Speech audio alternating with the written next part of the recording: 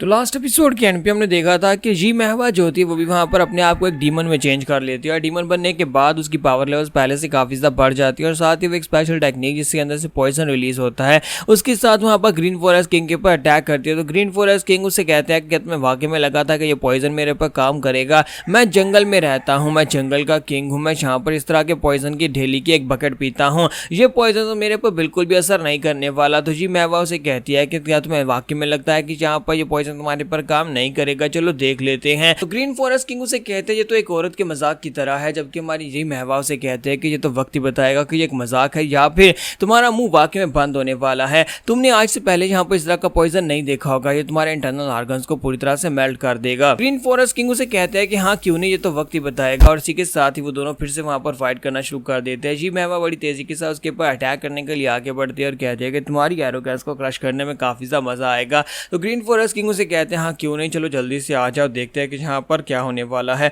मैं यहाँ पर एक डिमोनिक जनरल से फुल पावर के ऊपर ही फाइट करना चाहता हूँ। तो दोनों जब यहाँ पर एक दूसरे के ऊपर अटैक करते हैं तो जी महवा जो होती है अपनी तलवार घुमाकर उसके ऊपर अटैक करती है और हमारे जो ग्रीन फॉरेस्ट किंग होते हैं उसके अटैक्स को ब्लॉक कर रहे होते हैं। दोनों के अटैक्स में यहाँ पर थोड़ा सा डिफरेंस आना शुरू हो जाता है, जहाँ पर ग्रीन फॉरेस्ट किंग को थोड़ा सा महसूस हो रहा होता है कि वो यहाँ पर थोड़े से वीक पड़ गए हैं क्योंकि एक स्लैश जो होती है उनकी बॉडी के ऊपर लगती है और वो उसको अवॉइड नहीं कर पाते। तो इस बात से वो काफ़ी हैरान होते हैं और कहते हैं कि ये अचानक से क्या हो गया, मैं इसको डॉज क्यों नहीं कर पाया, मैंने इसको डॉज किया था। जबकि ये महवा उसे कहते हैं कि लगता है कि पॉइजन ने अपना काम करना शुरू कर दिया है, मैंने तुमसे कहा था ना कि ये पॉइजन बहुत ज़्यादा खतरनाक और लीथल है और तुम भी यहाँ पर इस पॉइजन के इफेक्ट से बिल्कुल भी नहीं बच पाओगे और तुम इसको डॉज भी नहीं कर सकते क्योंकि अब तुम्हारे ऊपर पॉइजन का असर होता जा रहा है और तुम्हारी मूवमेंट्स बहुत ज़्यादा स्लो हो चुकी हैं। अब जहाँ पर जितनी बार तुम्हारे पर अटैक करूंगी तुम्हें हिट ही लगने वाली है। और वो फिर से उसके ऊपर एक क्रॉस हिट लगा दी जिसकी वजह से ग्रीन फॉरेस्ट किंग बुरी तरह जख्मी हो जाते हैं और वहीं पर ग्राउंड के ऊपर गिर जाते हैं। तो जी महवा से कहते हैं कभी तो फाइट यहाँ पर शुरू हुई है, तुम इतनी जल्दी यहाँ पर हार मान चुके हो।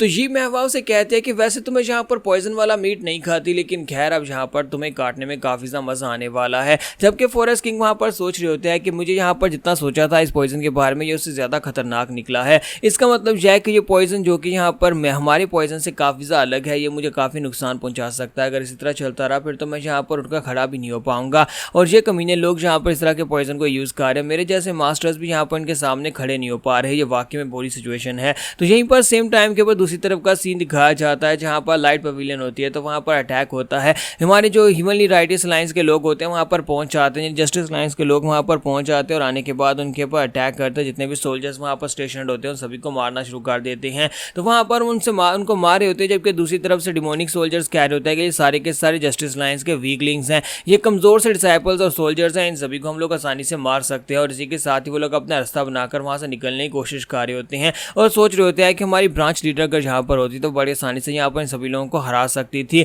लेकिन अचानक से जस्टिस अलायंस के लोगों को कैसे पता चला और जहां पर वो कैसे पहुंच आए। तो इसी के साथ ही पीछे से हमारा 10 ग्रेटेस्ट मार्शल मास्टर्स में से एक लड़का आगे बढ़ता है, माउंट हुआ का डिसाइपल, तो वो आकर उसके ऊपर अटैक करके उसको मार डालता है। तो बाकी के सभी लोग उसे देखने के बाद कहते हैं ये तो सेज मूग्योक है। तो मूग्योक यहाँ पर अगर है तो हमें यहाँ पर किसी से डरने की जरूरत नहीं है। तो इसी के साथ ही मूग्योक उन सभी लोगों से कहते हैं कि आज यहाँ पर हिस्ट्री बनाने का दिन है, आज हम लोग यहाँ पर डिमोनिक कर्ल को हमेशा के लिए खत्म कर देंगे, डिमोनिक कर्ल का नामो निशान मिटा देंगे। आज के बाद से डिमोनिक कर्ल के लोग कभी यहाँ पर हमारे लोगों को नहीं मार पाएंगे, उनको सेक्रीफाइस देकर डिमोनिक पावर्स हासिल नहीं कर पाएंगे। आज फाइनली यहाँ पर म्यूरियम और अनऑर्थोडॉक्स म्यूरियम एक दूसरे के साथ हाथ मिलाकर एक पेज के ऊपर है, हम सभी लोग मिलकर ये सब कुछ करने वाले हैं। फाइनली यहाँ पर हम सभी लोग अपनी इस यूनियन को म्यूरियम का नाम देते हैं कि हम सभी लोग यहाँ पर म्यूरियम की तरफ से हैं और सभी लोग मूगियों की बात सुनने के बाद वहाँ पर जोरदार नारे लगाना शुरू कर देते हैं, फिर साथ ही बहुत ज्यादा पम्प्ड अप हो जाते हैं और उसके बाद फाइट करना शुरू कर देते हैं क्योंकि अब यहाँ पर वो सभी लोगों के अंदर नया जोश आ गया है।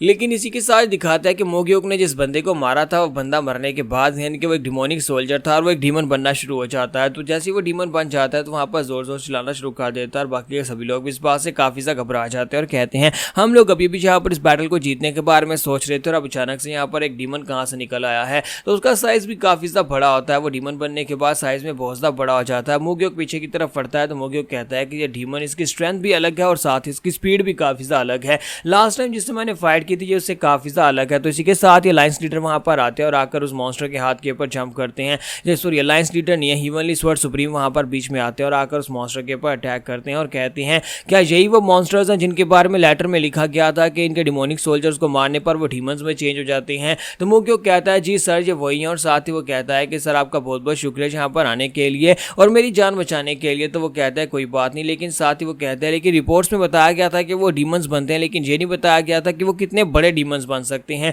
ये तो एक बड़े टाइटन की तरह है और इसका साइज तो लगभग यहाँ पर एक बड़ी बिल्डिंग के बराबर है, हम लोग ऐसे बड़े मॉन्स्टर को कैसे हराएंगे। तो इसी के साथ ही मोक्योक कहता है कि सर अगर आपको बुरा ना लगे तो क्या मैं यहाँ पर ये कर सकता हूँ, मैं यहाँ पर इस मॉन्स्टर को मारना चाहता हूँ, क्योंकि मैंने यहाँ पर लास्ट टाइम एक मॉन्स्टर से फाइट की थी और उसके बाद से मैं अपने आप को स्ट्रॉन्गर बनाने की कोशिश कर रहा हूँ ताकि मैं यहाँ पर अपनी अपनी टेक्निक्स के साथ इन मॉन्स्टर्स को मार सकूँ, इसलिए प्लीज़ मुझे यहाँ पर मौका दे इस मॉन्स्टर को मारने का। तो स्वॉर्ड सुप्रीम से कहता है कि अच्छा ठीक है तुम ये कर सकते हो, ठीक है आगे बढ़ो। और इसी के साथ ही मोक्योक खुद आगे बढ़ता है उस मॉन्स्टर के ऊपर अटैक करने के लिए ताकि वो मॉन्स्टर को मार सके और साथ ही अपनी माउंट हुआ की स्पेशल टेक्निक दिखा सके कि उसकी टेक्निक इतनी भी बुरी नहीं है। लास्ट टाइम उसकी टेक्निक के साथ वो अपनी तलवार को मॉन्स्टर की बॉडी के अंदर भी दंसा नहीं पा रहा था। तो इसी के साथ ही हमारा मोक्योक आगे बढ़ता है और कहता है कि मॉन्स्टर अब मैं तुम्हारे टुकड़े टुकड़े करने वाला हूँ, एक एक करके तुम्हारे बाजू काटूंगा। तो वो मोक्योक जो होता है अपनी प्लम ब्लॉसम की स्पेशल स्वॉर्ड टेक्निक के साथ अटैक करता है। तो जैसे ही वो उसके ऊपर अटैक करता है तो डीमन जो होता है पीछे जाकर दीवार के साथ टकराता है, वहां पर एक जबरदस्त धमाका होता है, डीमन भी जोर जोर से चिल्ला रहा होता है। लेकिन इसी के साथ ही मोक्योक जो होता है जब वहां पर धमाका हटने के बाद देखता है कि उसकी तलवार फिर से यहाँ पर उसकी बॉडी के अंदर दंस नहीं पाती। इस बात से वो और भी हैरान हो जाता है, कहता है कि ये क्या, मैंने यहाँ पर अपनी अल्टीमेट टेक्निक को यूज़ कर लिया लेकिन अभी भी यहाँ पर अपनी तलवार को इसकी बॉडी के अंदर दंसा नहीं पाया। तो हमारा मोक्योक जो होता है वहाँ पर अब बुरी तरह से फंस चुका होता है, क्योंकि डीमन जो होता है अपना हाथ ऊपर की तरफ उठाता है, उसे पंच मारकर उसका कीमा बनाने वाला है। लेकिन इतनी देर में वहाँ पर पीछे से एक तलवार उड़ती हुई आती है। तो हमारे स्वॉर्ड सुप्रीम जो होते हैं अपनी तलवार को स्वॉर्ड मूविंग व्हील के साथ कंट्रोल करते हैं, बड़ी तेजी के साथ सामने की तरफ फेंकते हैं और वो तलवार जो होती है आकर उस डीमन को लगती है, जिसकी वजह से डीमन जो होता है पीछे की तरफ हट जाता है। तो मास्टर कहते हैं कि चलो देखते हैं कि क्या तुम यहाँ पर मेरे और अटैक्स को ब्लॉक कर पाते हो।